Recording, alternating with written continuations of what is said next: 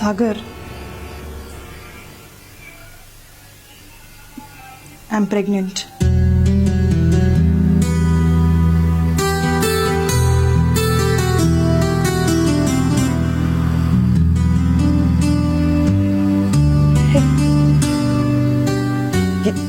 இதுக்கு ஏன் டல்லா இருக்க? திடீர்னு நடந்ததுல இதுவும் ஒண்ணு. ஆனா எனக்கு வேண்டாம். இந்த குழந்தை எனக்கு வேண்டாம். அதத்தான் ராமர்கிட்ட வேண்டிட்டு இருந்தேன். Are you crazy? எவ்வளவு சந்தோஷமான விஷயம் இது. ஓ முகத்தை நானும் என் முகத்தை நீயும் பார்த்துக்கிட்டு மொனோட்டனஸா இருக்கிற நம்மளோட லைஃப்ல புதுசா இன்னொரு ஜீவன். I feel really happy, Swapna. But I feel sad. எத்தனையோ ப்ரிகாஷன்ஸ் எடுத்துக்கிட்டேன். அதையும் மீறி அதனால்தான் நம்ம கையில எதுவுமே இல்லைன்னு சொன்னேன். வெல், அப்படியே நமக்கு ஒரு குழந்தை பிறந்தாலும் அதுக்கு இனிஷியல், அதுக்கு அப்பா யாரு? சாகர், நான் தான். அதுல என்ன சந்தேகம் உனக்கு? எப்படி நீ எப்படி அந்த குழந்தைக்கு அப்பா ஆவ? என்ன ஆதாரம்? நான் கேட்க மாட்டேன். சமூகங்கிற அந்த 4 பேர் கேட்பாங்க. ஸ்கூல்ல அட்மிஷன் வாங்க போறப்ப கேட்பாங்க. ரேஷன் கார்டுல பேர் எழுதுறவன் கேட்பான், கல்யாணம் ஆச்சான்னு. அதெல்லாம் அப்புறம். Look, whatever it is, I want this child. அப்படின்னு நீ சொன்னா ஆச்சா? அந்த குழந்தைய பெத்துக்கலாமா வேண்டாமான்னு தீர்மானம் பண்ண வேண்டியவன் நான். என்ன சுமக்க போறவன் நான். அந்த உரிமை, அந்த அதிகாரம் குழந்தையோட தாய்க்கு தான் உண்டு. சந்தோஷப்படுறதுக்கும் குழந்தைய பெத்துக்கலான்னு ஒப்புதல் கொடுக்கறதுக்கும் நீ யாரு? முதல்ல அந்த குழந்தை உன்னோடதுதான்னு கன்ஃபார்ம்டா உனக்கு தெரியுமா? ஹே, கவலைப்படாதயா. அப்படியே நான் ஒருவேளை பிரெக்னன்ட் ஆனா அது ஓ மூலமா தான் இருக்கும்.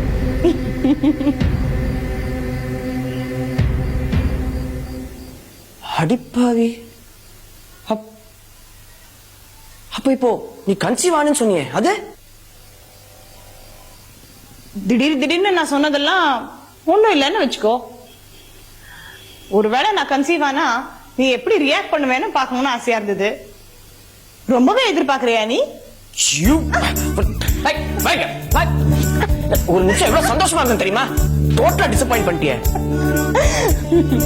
இன்னும் எத்தனையோ விஷயங்கள்ல இந்த மாதிரி டிசப்பாயிண்ட் ஆக போறேன். அடுத்தது என்ன புதுசா? இல்ல சும்மா சொன்னேன். சரி, நீ போய் பிளேட் எல்லாம் எடுத்து வையேன், சாப்பிடலாம். அதையும் நான் தான் பண்ணுமா? நேரண்டா.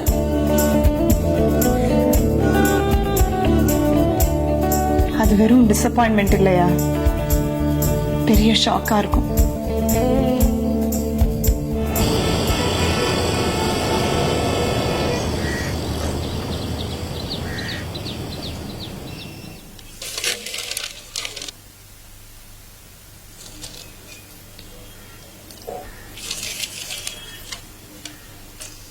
ஐயா ராமச்சந்திரா. யாரு? ஜூனியர் ராமச்சந்திரனா? ஆமா சார். அங்களுக்கு குட் மார்னிங் சொல்லு. என்னடா குட்டி பையா, இன்னைக்கு என்ன விசேஷம்? டீ கா டஸ்ட் பண்ணிட்டு வந்திருக்க? இன்னைக்கு எனக்கு பர்த்டே சார். அதான் உங்களையும் மேடத்தையும் பார்த்து பிளெஸிங் வாங்கிட்டு போலான்னு அழைச்சிட்டு வந்தேன். ஏய், அங்களுக்கு சாக்லேட் கொடு.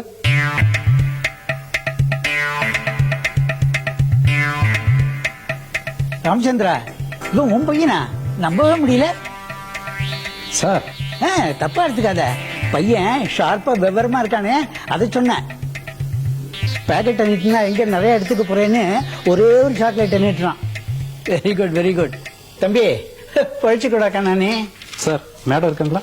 ஒரு நல்ல நேரம். மேடம் கோவில் கிளம்பிட்டு இருக்காங்க. இன்னொரு 5 நிமிஷம் லேட்டா வந்தா அவங்கள மிஸ் பண்ணிருப்பேன். சார், எனக்கு ரொம்ப நாளா ஒரு டவுட். அதை உங்களால தான் கிளியர் பண்ண முடியும்.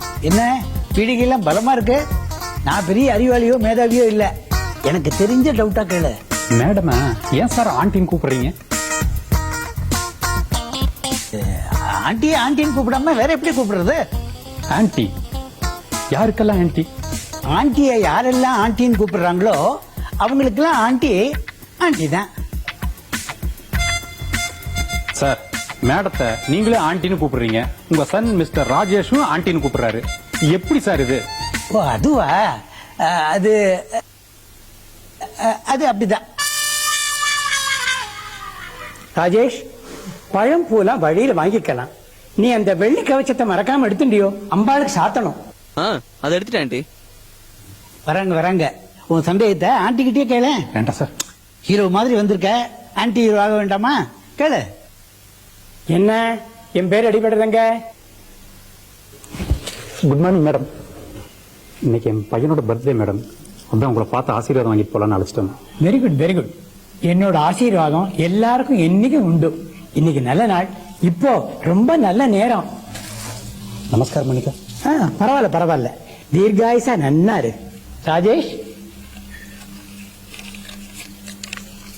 இன்னொரு 500 ரூபா கொடு. எனக்கு பாக்கெட் பண்ணி கொடுக்கறதுக்கு அழுகுறாங்க. இங்க யார் யாருக்கோ வாரி வழங்குறாங்க. ராமச்சந்திரா, வாழ்வுடா உனக்கு. அங்க என்ன முணுமுணுப்பு? அதிர்ஷ்டக்கார குழந்தை. அப்பாவையும் பையனையும் வாழ்த்தினேன். உனக்கு இது எத்தனாவது பர்த்டே? 4வது பர்த்டே மேடம். அவன் பேசட்டும். உன் பேர் என்ன? என்ன பேர் சொன்ன? ஜெயராம். ஜெயராம்.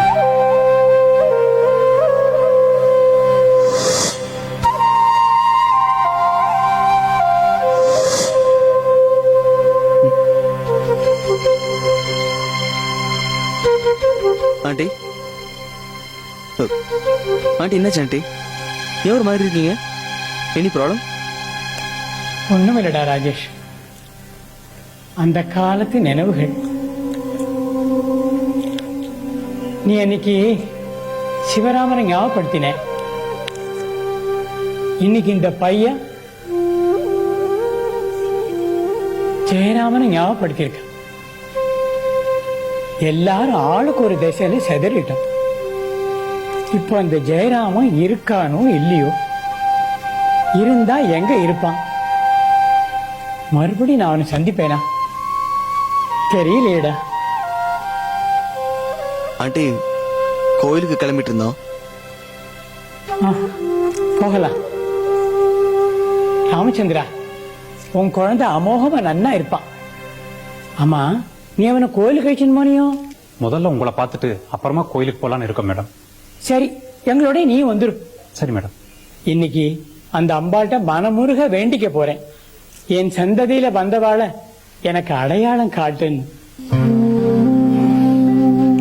சரி, கிளம்பலாம்.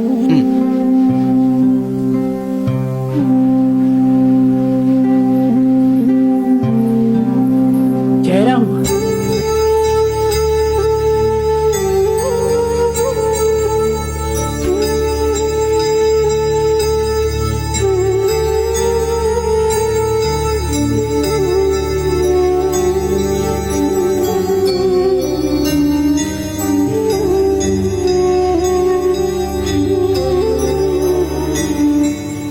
நன்னாருடா.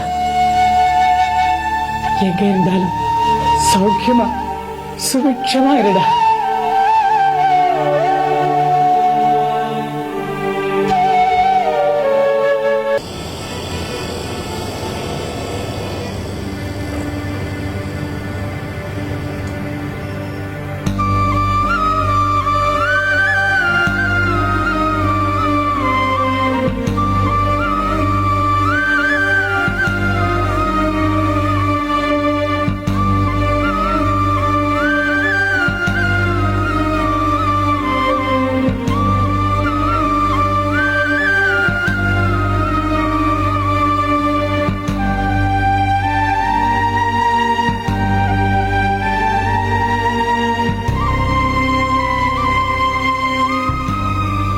கம்ப்ளைண்ட்டை நல்லா கிளீனா நீட்டா டைப் அடிச்சு கொண்டு வந்திருக்கீங்க. சோ காயத்ரி கற்பழிக்கப்பட்டிருக்காங்க. மன்னிக்கணும், கற்பழிப்புங்கிற அந்த வார்த்தையே தப்பு. பாலியல் பலாத்காரம், செக்ஷுவல் அசால்ட், இதுதான் கரெக்ட் டேர்ம்ஸ். இந்த வார்த்தைகளை தான் யூஸ் பண்ணணும்னு அரசாங்கம் ஆன ஜியோவே இருக்கு. எல்லாத்தையும் விசாரிச்சு தெரிஞ்சு வச்சுட்டு தான் வந்திருக்கீங்க. எந்த வார்த்தை யூஸ் பண்ணா என்ன? நடந்த விஷயம் அதுதானே.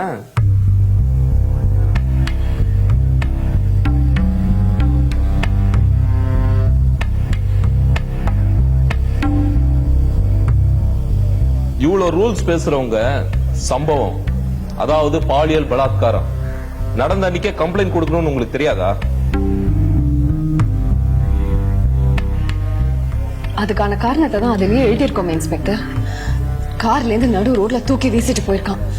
உயிரை காப்பாத்திக்கிறதுக்காக ஹாஸ்பிட்டல் போவாங்களா இல்ல போலீஸ் ஸ்டேஷன் கூடி வருவாங்களா? கோவப்பட்டீங்கன்னா காரியம் கெட்டு போகும். பாதிக்கப்பட்ட இவங்க ஏன் வாயை திறக்காம இருக்காங்க? இப்ப போலீஸ் ஸ்டேஷன் வரைக்கும் வந்ததே பெரிய விஷயம்.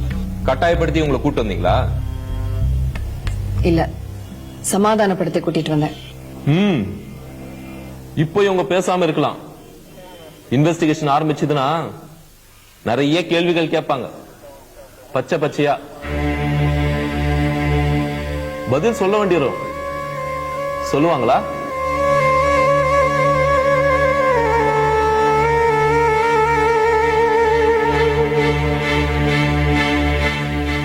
இதுக்கே எப்படி பார்த்தா நிஜமாவே கேள்வி கேட்பாங்க. அப்ப என்ன பண்ணுவீங்க? இவங்க பேச்சு கேட்டுதான் கம்ப்ளைண்ட் கொடுக்கணும்னு வந்தீங்களா? இன்ஸ்பெக்டர், ஆக்சுவலா நான் இவங்களை கேட்டுட்டு இருக்கேன்.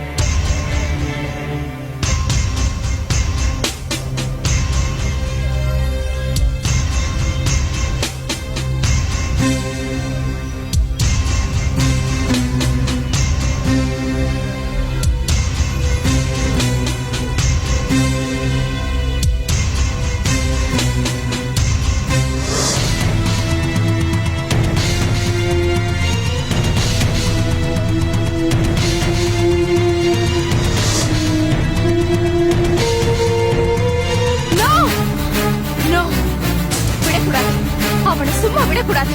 அவன் எங்க இருந்தாலும் கண்டுபிடிச்சு அவனுக்கு தண்டனை வாங்கி கொடுக்கணும். காயத்ரி, காயத்ரி, தண்டனை வாங்கி கொடுக்கணும். Gayatri, calm down. கொன்னுடுவேன். அந்த ராஸ்கலை நான் கொன்னுடுவேன். கொடுக்கணும். Gayatri, Gayatri, calm down. கொன்னுடுவேன். கொன்னுடுவேன் பிரியா. அவன் என் கையில கிடைச்சா அந்த ராஸ்கலை நான் கொன்னுடுவேன். Gayathri, I will kill him. Gayathri, I will kill him, Priya. I will kill him. it's all right. I will kill him. It's all right. Calm down. Calm down, Gayatri. It's all right. Calm down. Inda, drink some water.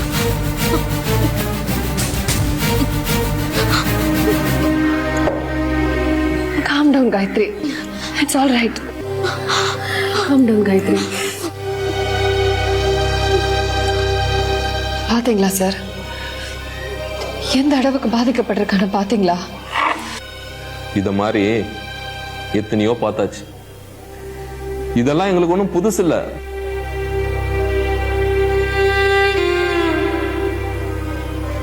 Well, just tell me one thing, Inspector. இந்த புகாரை உங்களால பதிவு பண்ண முடியுமா முடியாதா? உணர்ச்சி வசப்படாதீங்க. Complaint accept பண்ணி FIR file பண்றது எனக்கு ஒன்றும் பெரிய விஷயம் இல்ல. ஏன்னா என்ன பொறுத்தவரை இது ஜஸ்ட் அனதர் கேஸ். ஆனா உங்களுக்கு வாழ்க்கை பிரச்சனை. ஹை லெவல் கான்டாக்ட்ஸ் ஏதாவது இருக்கா? மினிஸ்டர்ஸ், அரசியல்வாதிகள் யாராவது உங்களுக்கு தெரியுமா?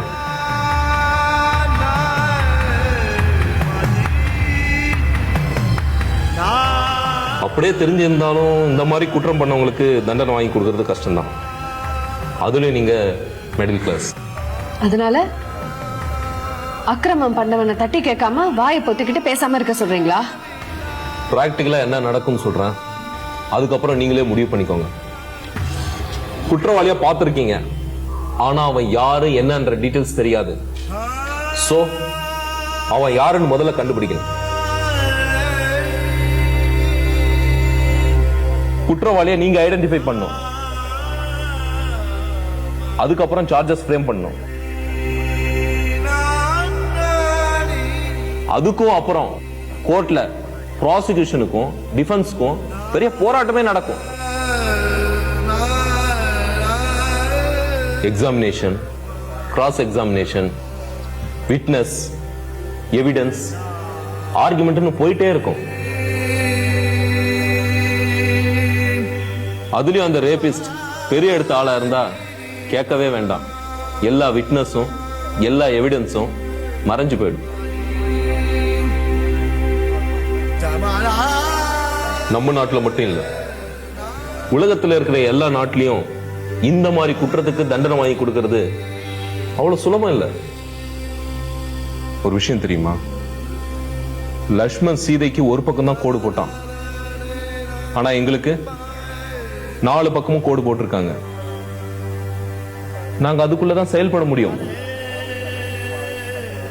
நாங்க எவ்வளவு வேணாலும் கூச்சல் போடலாம், ஆனா சத்தம் வெளியே கேட்கவே கூடாது. அது எப்படிங்க முடியும்? நீங்க சொல்றதும் எங்களுக்கு புரியுது. ஆனா இத பத்தி நல்லா பேசி டிஸ்கஸ் பண்ணி அனலைஸ் பண்ண அப்புறம் தான் இந்த முடிவுக்கு வந்திருக்கோம். நீங்க இந்த எஃப்ஐஆரை ஃபைல் பண்ணிக்கலாம்.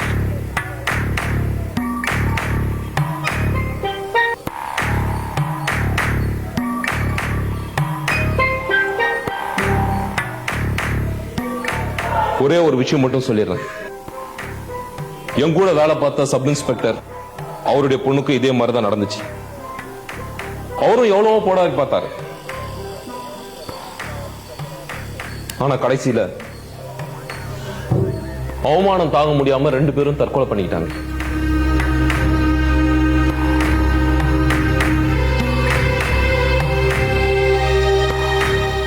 இத்தனைக்கும் டிபார்ட்மெண்ட்டை சேர்ந்தவர். அவர் கதியே இதுதான்.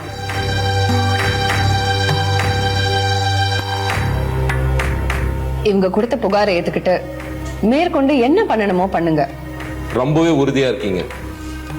இந்த உறுதி கடைசி வரையும் இருக்கணும்னு நான் உங்களை வாழ்த்தேன். 203 கம்ப்ளைண்ட் ரெஜிஸ்டர் பண்ணி எஃப்ஐஆர் ஃபைல் பண்ணு. எவ்வளவு சீக்கிரம் முடியுமோ அவ்வளவு சீக்கிரம் குற்றவாளியை ட்ரேஸ் அவுட் பண்ண ட்ரை பண்றோம்.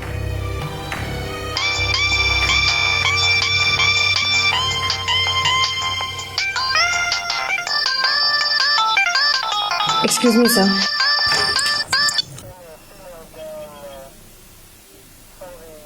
Hello, good morning Priya. எப்படி இருக்க? எங்க இருக்க? என்ன பண்ணிட்டு இருக்க? நான் இப்ப எதுவும் பேசுற நிலைமையில இல்ல. நான் போலீஸ் ஸ்டேஷன்ல இருக்கேன்.